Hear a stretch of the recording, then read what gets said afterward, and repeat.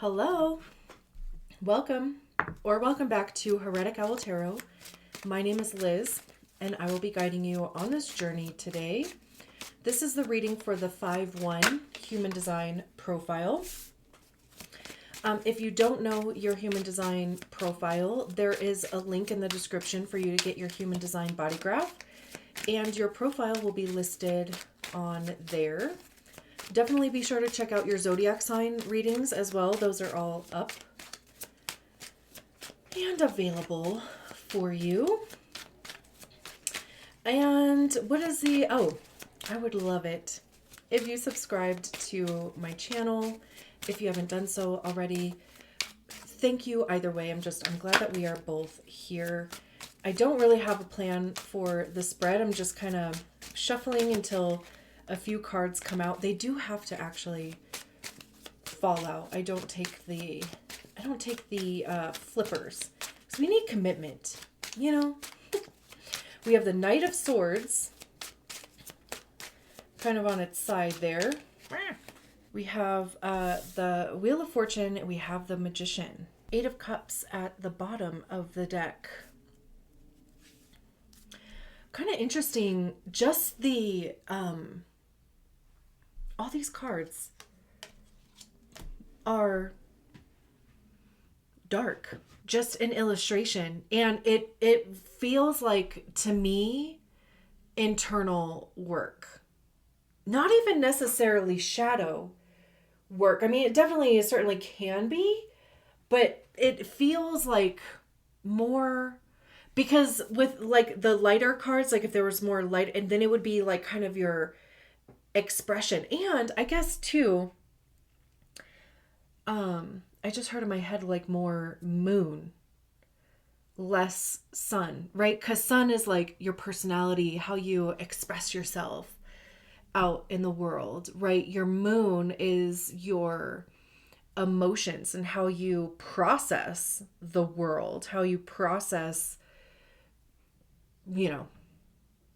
literally everything, how you express your emotions and stuff, right? So I don't know, it's really interesting to me though that there's even that I'm even focusing on the light or dark on the cards, but also too that these are all really good cards. They're not bad. Right? Just as like internal stuff, even shadow work, right? Like it's not bad by any means. So it's interesting. So like I said, we start with the Knight of Cups, Wheel of Fortune, Magician.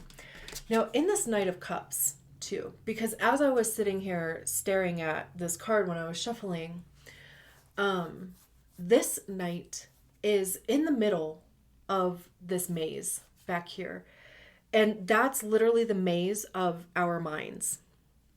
Swords have to do with our mind, mindset, beliefs, truth, honesty, knowledge, intellect. I also see swords as being the suit of ego, because that's generally where we hear our ego, is in our minds.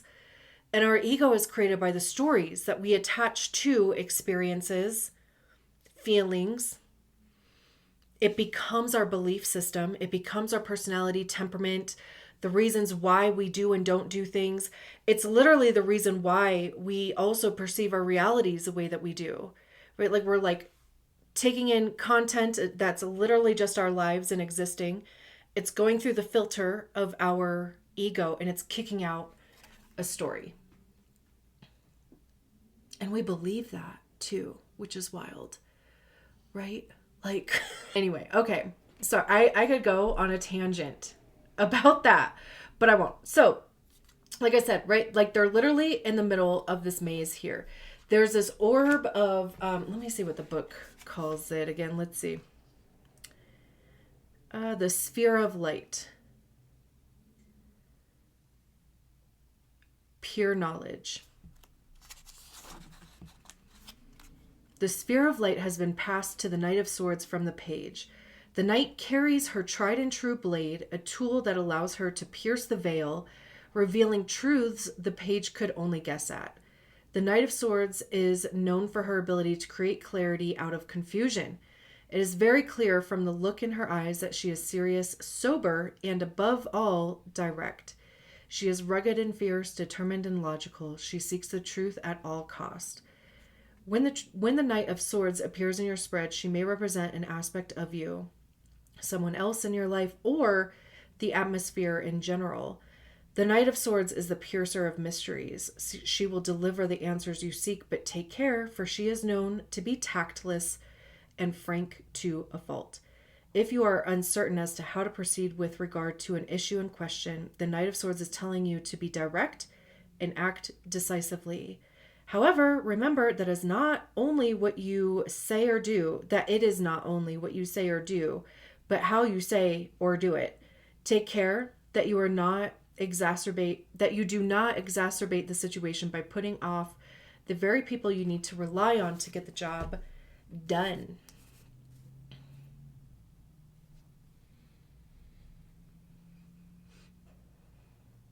I mean, it really does feel like either finding something within yourself, rediscovering something about yourself, or like trying to activate something, right? Because it's like she is piercing this orb here, which is also like very first line coded too, like the whole investigator, the whole knowledge is your friend type of thing, right?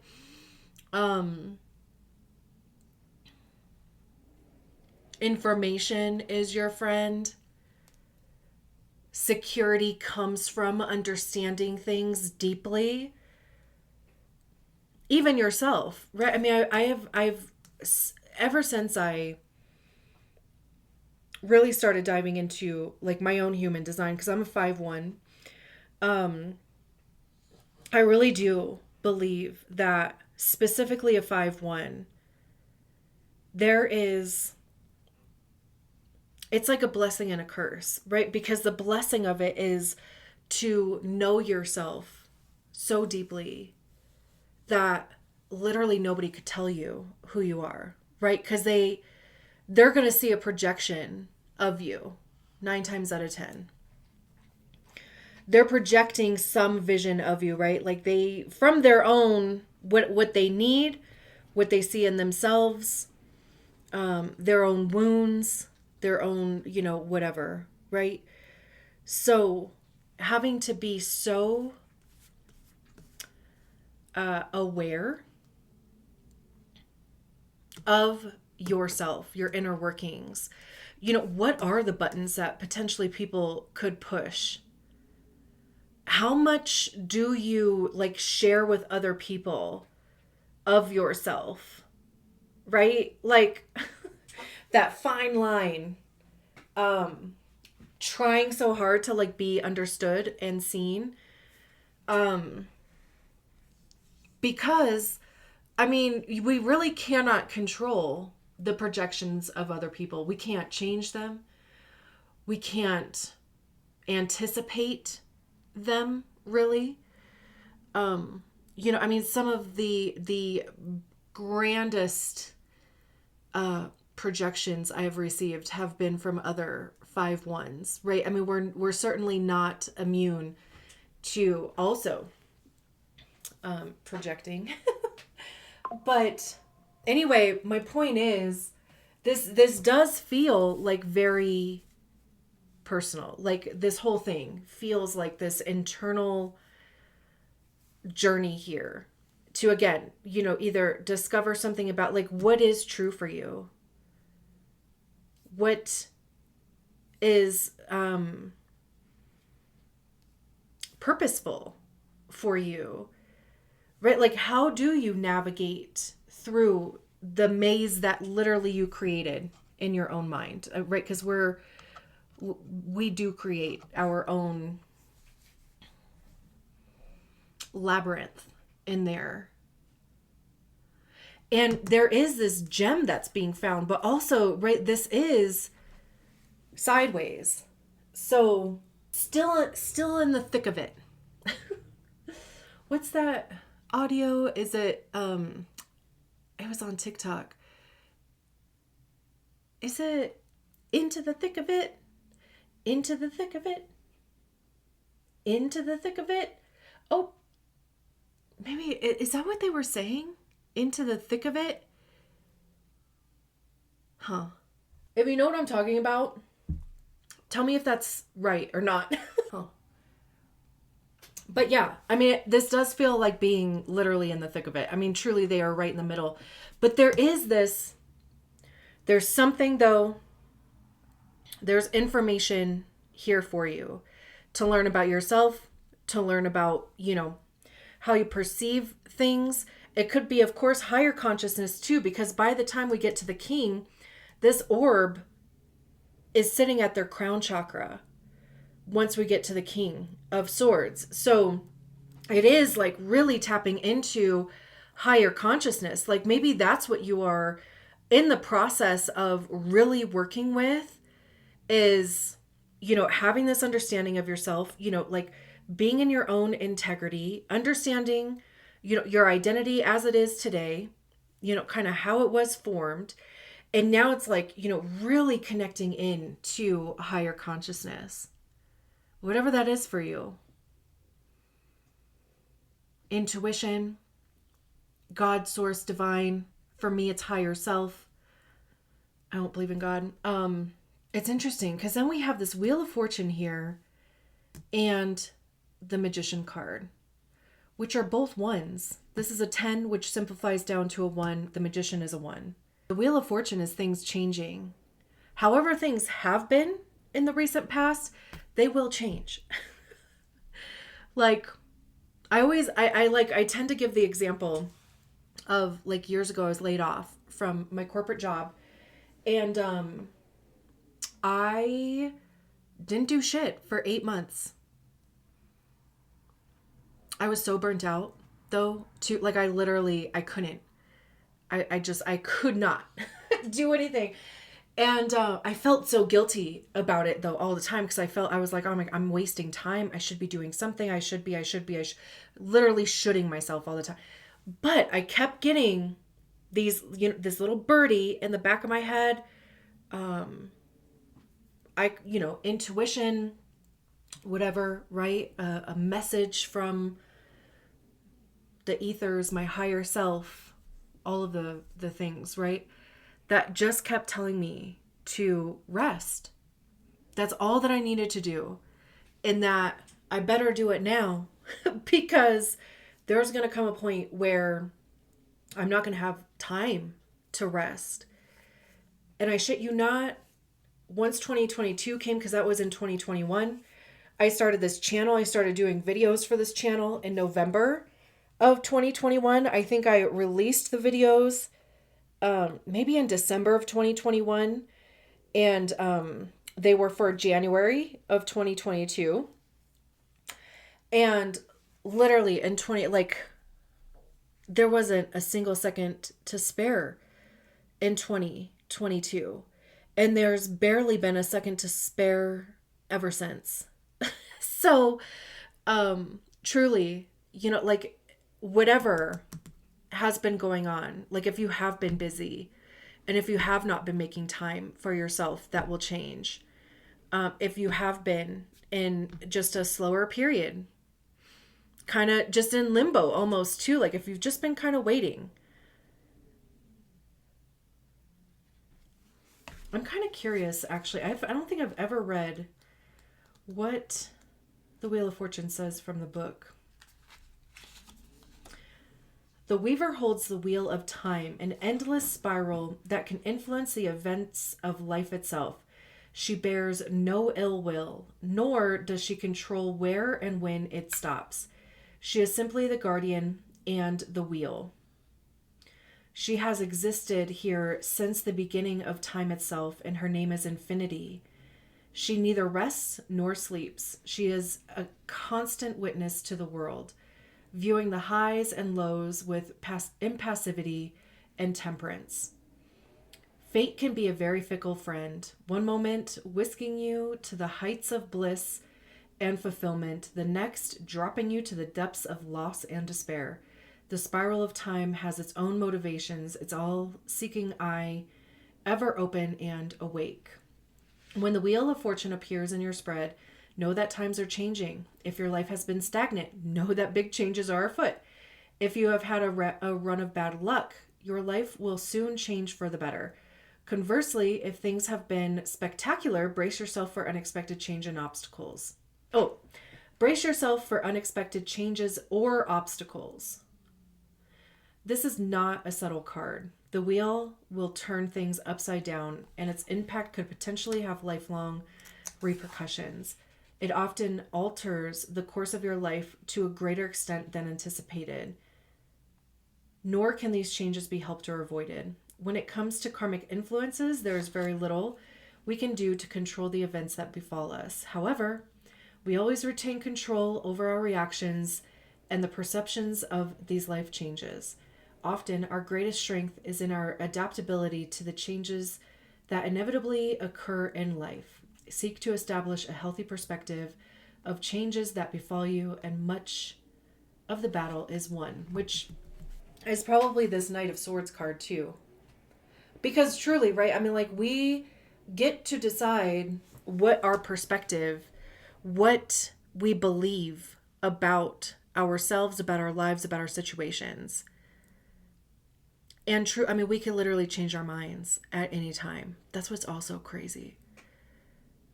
I will say, though, that we know that whatever this change that's coming up is going to be good. We know that because we have the Magician here. I think it would be different if we had like the Tower card or like the Devil card, you know, like something.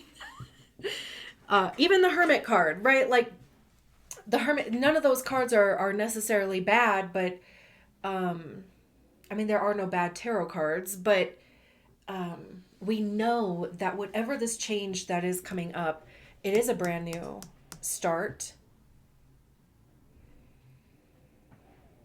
It is something that you are manifesting, and it's something that you are well equipped to do, to handle, to actualize. Anytime the Magician shows up in a reading, I always think of Harry Potter. Because the Magician says that you have exactly what you need right now in order to do the thing that you want to do. Because most times we're stuck on, you know, I'm not ready. I don't have the time. I don't have the money. I don't have the energy. I don't have the blah, blah, blah, motivation, whatever it is. Right? And the Magician has one of every element within grasp. So it literally is, you have exactly what you need in order to get started. It's just the getting started part. That's all you need to do, right? And the Harry Potter reference is the Sword of Gryffindor, because the Sword of Gryffindor shows up to exactly the person that needs it at the exact time that they need it for the exact purpose that they need it for. That's what the Magician says too. Whatever you need will show up for you on the way. All you have to do is get started. The Magician stands centered, his gaze steady and full of intent. This is no ordinary man. He is a blender of paths, one who grasps the heavens and yet is still rooted to Mother Earth.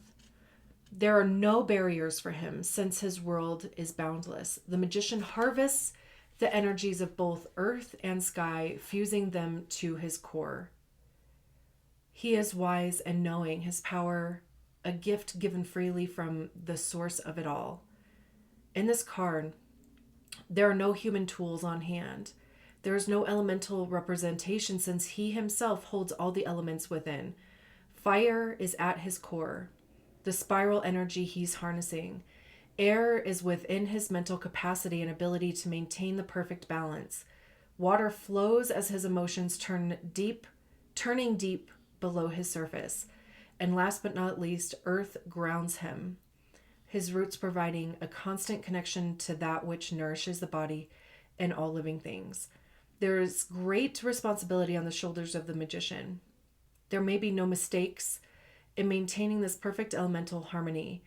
What we must always remember is that this type of understanding develops with time. As we strive to be more like the magician, we must first become aware of the powers we are aiming to balance. The magician represents the symbiotic relationship between the conscious and subconscious. He is capable of intelligently and lovingly controlling the forces of nature and has access to the higher realms, thus unifying spirit and matter. When this card appears, it signals a time when we have the ability to will things into manifestation, which is actually so perfect because I feel like that pretty much summed up everything I said. As within, so without, right? Understanding that it's like everything is within you.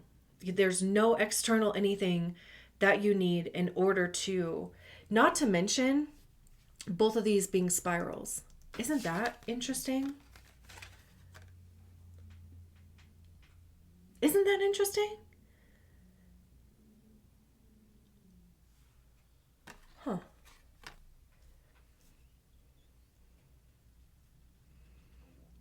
I mean, I think so. What are the odds? Surely, right? We have the Eight of Cups, which is literally, I was saying, right? I mean, like making that decision to actually move forward. They're dumping out this cup here. They're walking away from whatever this house would represent, right? But the message is that it's like literally recognizing that where you have been placing your energy, your emotions, your whatever, it has not been giving you what you want. It's not been filling your cups. The energy of the thing, has satisfied itself. And not only is she walking away from it's like less about, I mean, of course it's making the decision, right? To like move away from something. And whether that is just an emotional decision, right? I mean, it could be like physically moving away from something, but it is cups. So it is our emotions. But they're moving towards the Nine of Cups, which is wish fulfillment. It's like instead of focusing any time, attention, energy on something that is no longer giving, you're now going to be focusing on what is the thing that would fill your cup? What would bring you purpose? What is just intuitively, like, the thing. It's been there. Right? Like the Nine of Swords, again, like this mental thing happening. This is the fear, the doubt, the insecurity that Brene Brown calls them gremlins, right? It's like all the self-sabotagey, limiting beliefs, reasons why not to. And again, look how dark all these cards are still. It's also allowing yourself to be in this, because most of us will avoid this Nine of Swords. We'll avoid anything that brings us anxiety or creates fear or doubt, or we do start getting, we start strategizing or we start making big decisions out of a place of fear, which doesn't, I mean, it gets us somewhere. It usually gets us to a place where eventually we're going to leave it, right? Because it wasn't made in like a clear frame of mind. The Seven of Wands, defending something, having to fight back against something. I mean, it could even be yourself. The Four of Pentacles, holding on too tight. Seven of Pentacles, Queen of Swords. Seven of Pentacles is, focusing your energy on something in order to materialize it, in order to create value, to make monetary gains. Queen of Swords.